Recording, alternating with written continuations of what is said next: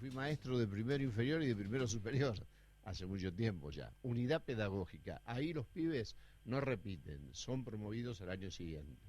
A partir de segundo grado, tercero, cuarto, quinto y sexto, repiten si no logran alcanzar los objetivos establecidos para cada área del conocimiento, con la variante que ahora se introduce de que pueden pasar al año siguiente adeudando una de esas áreas del conocimiento. Nosotros no hemos eliminado el criterio de determinar que el abanderado oficial sea por promedio, o sea, por las notas. Eso continúa, pero agregamos otros criterios que nos parecen muy justos. El compañerismo, las actitudes solidarias, de colaboración, el estar interesado por ser un activo participante de la vida de la escuela, es abrir el abanico de posibilidades, de tal manera que a todos les pueda tocar alguna vez en el transcurso de su escolaridad ese inmenso honor de llevar la bandera. La repitencia no sirve como estrategia pedagógica para que los chicos logren aprender lo que no lograron aprender en ese año escolar, ¿sí? Y por otro lado, además de ser una medida ineficaz, es una medida ineficiente en el sentido de que supone una doble erogación para el Estado. Pero más allá de la cuestión de los recursos, los chicos no solamente no aprenden lo que deberían aprender, sino que además tienden a abandonar luego. O sea, los chicos que abandonan en la secundaria generalmente son chicos que repitieron en la primaria. Bien, pasó algunos representantes de lo que tiene que ver, tratando de comprender lo que ha pasado en la provincia de Buenos Aires, y tenemos el gusto de hablar con Flavio Luis Buchino. Es maestro, asesor en temas educativos en la legislatura de la ciudad, también exdirector de la Comisión de Educación de la legislatura porteño. Flavio, Adrián Pertoldi te saluda de Bonito Cuelgue. ¿Cómo estás? ¿Qué tal, Adrián? Buenas tardes. Bien, Flavio, tratando de ver con diferentes voces lo que ha sucedido esta semana en la provincia de Buenos Aires, te pido brevemente explicar para aquellos que no conocen en plenitud qué significa esta resolución 1057 que dictó el gobierno de Daniel Scioli. Mira, la resolución 1057 en realidad lo que hace es ordenar de alguna manera todo lo que tiene que ver con cuestiones de... Digamos, no solo, porque acá se ha tomado solamente el tema de lo que es puntajes o en realidad cómo se evalúa a los alumnos, etcétera, etcétera. No solo estas cuestiones, sino toda la organización interna de una escuela con respecto a promoción, acceso, permanencia dentro de la escuela, todo lo que en realidad lo que hace la resolución es bajar a la tierra algunos de los conceptos que la Ley Nacional de Educación y la Ley Provincial de Educación plantea en términos de estas cuestiones, de las cuestiones que acabo de decir, de cómo se accede a la escuela, de qué es necesario para poder promocionar una materia o no en primaria o en secundaria, y después algunas otras cuestiones, como recién escuchamos ahí al subsecretario, de plantear algunas cuestiones, yo no las considero menores, pero bueno, de alguna manera también tienen que ver con la organización de la escuela, que tienen que ver quiénes va a ser el abanderado, qué requisitos tiene que tener, cómo se elige, etcétera, etcétera, etcétera. La verdad que se ha hecho de esto durante la semana un tema bastante complejo. Me parece que es un tema estrictamente escolar, no así sobre lo que se plantea, digamos, lo que se llevó a los medios me parece que tiene que ver con una cuestión un poco mayor, que es lo que más me preocupa. No tanto la resolución en sí, cosa que existía, resoluciones anteriores sobre este tipo, muchas de las cosas que la resolución dice no han cambiado en absoluto lo que la provincia venía haciendo, pero sí algunas cuestiones que tienen que ver, que tienen base en otros lugares, en otros conceptos y en algunos conceptos que venimos repitiendo y que muchas veces no hemos terminado de entender sobre de qué se trata. Este es el punto, ¿no? Flavio, hay una nota muy interesante que escribiste en tu blog y hablaste de 3 atentados. Quisiera que los puedas desglosar para aquellos que no pudieron leer la nota y para tratar de comprender más lo que pasó. Bueno, justamente, digamos, a mí lo que más me interesó de esta cuestión fue el tema de cómo cayó esto, digamos, a través de los medios, en la gente, en el común de la gente, y cuál es las creencias, cuáles son los conceptos los pensamientos de la gente con respecto a estas cosas. Me parece que lo que la Dirección General de Escuelas, o mejor dicho, la Dirección General de Cultura y Educación de la provincia de Buenos Aires ha hecho, de alguna manera yo lo considero casi como un atentado en triple nivel. No solo por, no por lo que haya hecho concretamente de lo que puso en un papel, que en realidad llevara al papel algunas de las cosas que se venían diciendo hace mucho tiempo, que los chicos tenían que pasar de grado aunque no supieran, todas esas cuestiones que son del imaginario colectivo, y además que muchas veces se han repetido en varios lugares, por lo menos para los que trabajamos en educación, sino porque yo les digo, hay tres elementos concretos que hay que analizar. El primero es el siguiente. El primero en realidad tiene que ver con algo que dice la Ley de Educación Nacional. Lo que plantea la Ley Nacional de Educación en realidad es que el Estado tiene que garantizar el egreso de los alumnos.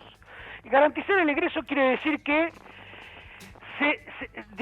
dirime en una tensión clásica que tiene la educación mejor dicho, en los sistemas educativos, que es: enseñamos o entregamos títulos.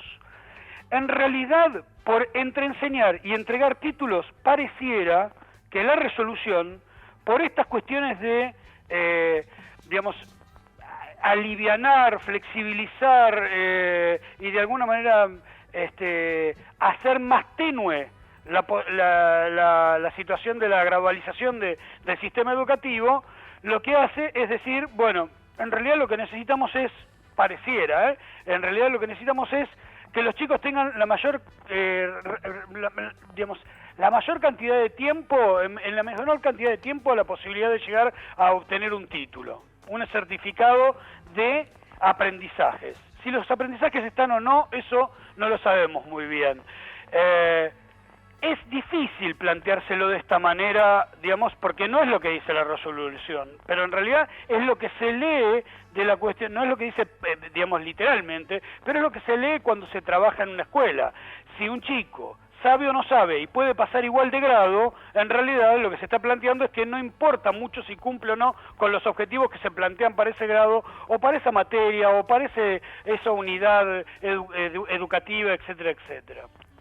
El segundo punto que me parece a mí que tiene también un elemento interesante para analizar, es que la misma resolución, y acá sí lo dice literalmente, la misma resolución se plantea se enorgullece o se plantea que es bueno abandonar la tradición del sistema centrado en la obligación de los individuos. Cuando se plantea esto, en realidad lo que se está discutiendo es esta cuestión de derechos sin obligaciones, o esta cuestión de derechos y obligaciones. La ampliación de derechos que, según se plantea este gobierno nacional, el gobierno nacional y el gobierno provincial, durante los últimos 10, 12, 15 años, se ha de alguna manera se define desde el hecho de, hay más derechos, pero las obligaciones no son tantas. En esta línea, hay el concepto de obligatoriedad, hasta el concepto de obligatoriedad se ha transmutado. Por ahí una tontera que nadie dice.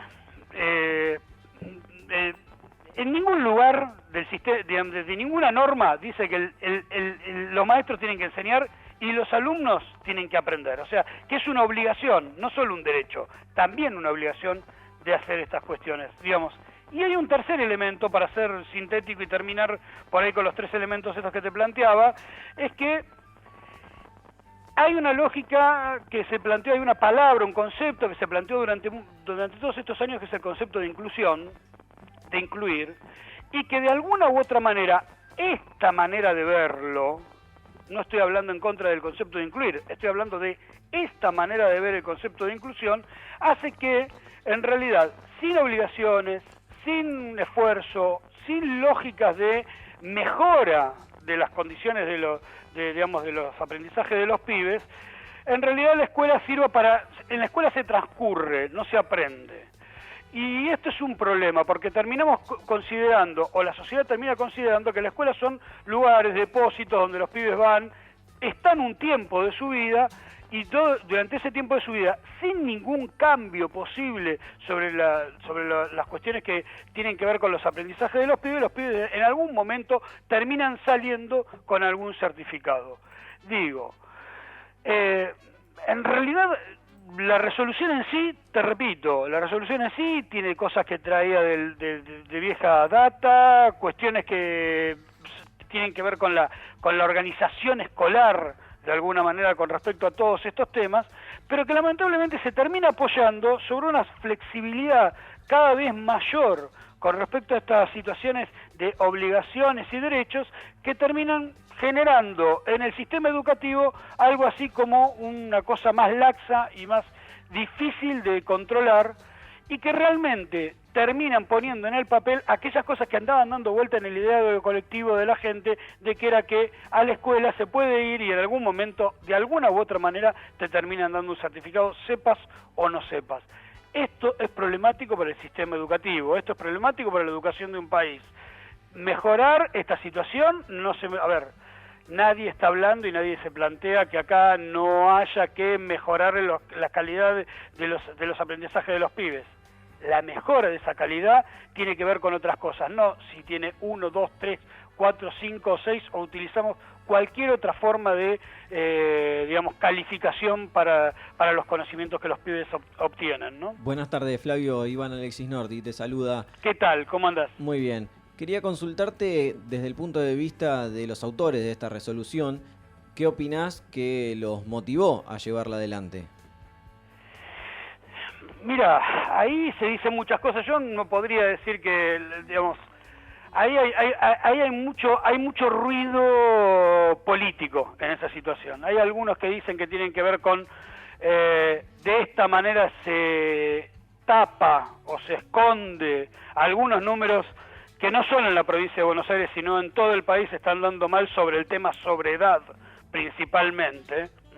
Hay números bastante complicados donde nosotros vemos que 1 de cada 2 pibes que terminan su secundario terminan con por lo menos, de los que terminan, estoy hablando que no son todos, por supuesto, que son muchos menos que todos, son casi, no llegan al 50% tampoco de los pibes, que cada uno de esos pibes que terminan el secundario terminan con por lo menos 1 o 2 años más de edad de lo que tendrían que terminar con edad normal, o sea, no terminan a los 17, terminan a los 19 o por ahí a los 20.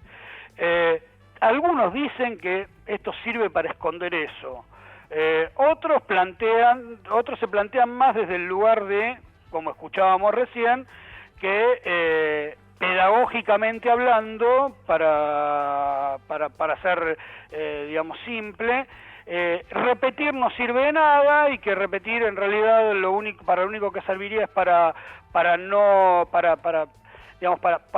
ponerle a los chicos una traba que podría generar deserción o que se fueran de la escuela.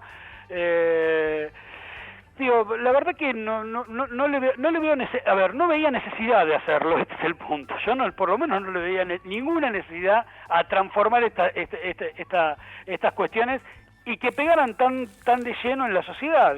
Me parece que si los calificamos un pibe de 0 a 10 o de 1 a 10 y le cambiamos esa calificación por letras, y en vez de ser 10 son 5, y en realidad acá lo importante es verificar año a año la mejora de los aprendizajes de los pibes. Te hago una consulta de carácter ya más de opinión personal. ¿Estás de acuerdo con, más que nada pedagógicamente lo digo, con el método de evaluación clásico que viene dándose en la escuela desde hace toda la vida, diría prácticamente? A ver, en realidad cuando vos me hablas de método de evaluación, ¿me estás diciendo calificaciones o formas de evaluación? O sea, no, metodologías, formas. Porque calificaciones... Metodologías de evaluación del aprendizaje, en realidad. A ver, en el ámbito escolar hay muchas formas de evaluar. No es solamente la de poner un pibe frente a un papel o ponerlo delante tuyo para que te cuente oralmente lo que sabe. Claro, pero por excelencia es la que se utiliza. A ver, no sé si es tan así, es una de las tantas formas. digamos, en primaria y en secundaria hay evaluación casi constante, los docentes lo han hecho y lo siguen haciendo durante mucho tiempo. Seguramente lo que sí ocurre es que en algún momento hay como un momento clímax en el que hay que poner toda la carne al asador y decir, bueno, a ver, ¿hasta dónde llegamos y qué es lo que necesitamos para mejorar, para seguir aprendiendo? ¿Desde dónde arrancamos con el siguiente nivel? A mí me parece que, digamos, poner esta situación en términos de... son momentos, como yo escuché en estos últimos días, son momentos en que los chicos tienen un nivel de, digamos, de estrés fuerte y frente a ese estrés pueden no responder. Digo, a ver, todos hemos pasado por una etapa, por algún momento de evaluación, algún momento de examen, para ponerlo en esta cuestión, en el que uno ha puesto en juego en esa situación un montón de cosas que tenían que ver con todas las cosas que había aprendido, no solo en esa materia, sino en otras muchas y hasta en la vida. No me parece erróneo que esto suceda. Lo que sí me parece que si nos vamos a dedicar a pensar solamente en el momento en el que se evalúan los aprendizajes, o este es un momento interesante para ponerlo en debate y en situación casi de tensión frente a lo que hacen los chicos, la verdad que me parece es un error. A mí me parece que la educación tiene que pensarse desde otro lugar. Nosotros tenemos que estar pensando muchísimas cosas diferentes a las que estamos pensando, mejorando calidad de los docentes, mejorando calidad de los aprendizajes, mejorando no solo desde la educación, sino desde la sociedad, un montón de cosas que tienen que ver con, los escuchaba antes hace un ratito ustedes, con respecto al tema de la villa de emergencia y demás. Digo, a ver, educar no solo es que enseñarle algo a un chico. Un Estado educa cuando pone cloacas, un Estado educa cuando hace calles, cuando le hace llegar la energía eléctrica a las casas a la gente, cuando le mejora la salud, cuando le mejora la forma de acceder a bienes culturales. Me parece que ahí es donde tenemos que estar pensando. Más que en una cuestión estrictamente de si ese momento... Flavio, te hago la última consulta y agradeciéndote el contacto, nos sirvió mucho para tratar, porque a veces en la cuestión mediática no se comprende en plenitud este tipo de resoluciones y se empiezan a mezclar los intereses y bueno, en fin, ya lo sabes bien. La última pregunta te hago, octubre de 2015, quizá haya un nuevo gobierno. ¿Vos sentís que hay una necesidad imperiosa o no de hacer cambio en la Ley Nacional de Educación? Mira, hay dos cositas nada más que yo creo que hay que pensar. No sé si hay que hacer un cambio importante en la ley, porque algunas veces cuando se piensa en cambiar la ley, se cambia la ley y no se cambian las prácticas concretas. Entonces digo, la verdad que no lo sé si la ley en sí mismo tiene que tener alguna transformación. Sí, en un elemento, y esto te lo dejo como un título solamente. Hay uno de los artículos que plantea en la ley que por la necesidad de unificar el sistema educativo nacional, el Consejo Federal de Educación tiene definiciones concretas con respecto a lo que cada provincia hace. Si el Consejo define como obligatorio alguna de sus resoluciones, cada provincia tiene que aceptar que ese Consejo le defina política a las provincias, en un país donde vivimos con autonomías provinciales y federalismo. Digo, esa es una de las cosas. Después la cuestión más concreta de objetivos, perfiles y demás que la ley plantea no está mal y no son grandes cambios. Sí algunas cuestiones con respecto, que te decía antes, con respecto a esto del egreso. Me parece que pensar que el egreso del sistema educativo no lo puede garantizar el Estado. El Estado tiene que garantizar sí o sí el acceso, sí o sí la permanencia, sí o sí el transcurrir, el momento en que el pibe entra hasta que el pibe sale, que ese momento no sea un transcurrir, sino una transformación importante de los aprendizajes de ese pibe para mejorar y ajustar a ese individuo a la sociedad que le toca vivir. No solo para trabajar, como algunos lo plantean, sino también para vivir en sociedad. Flavio Buchino, muchísimas gracias por estar en Bonito Cuelgue. Muchísimas gracias a ustedes, chicos. Bien, estamos hablando con Flavio